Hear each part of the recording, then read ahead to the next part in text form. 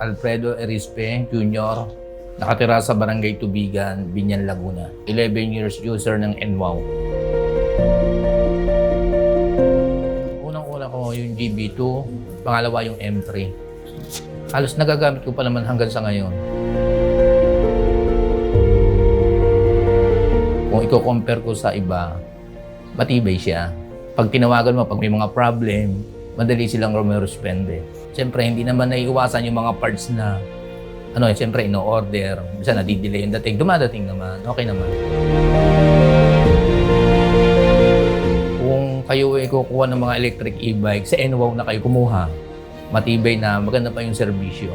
Nagpapasalamat ako sa NWOW at hindi ako nagkamali ng pagpili na sa kanila ako kumuha ng unit. Happy 15 years, NWOW Philippines.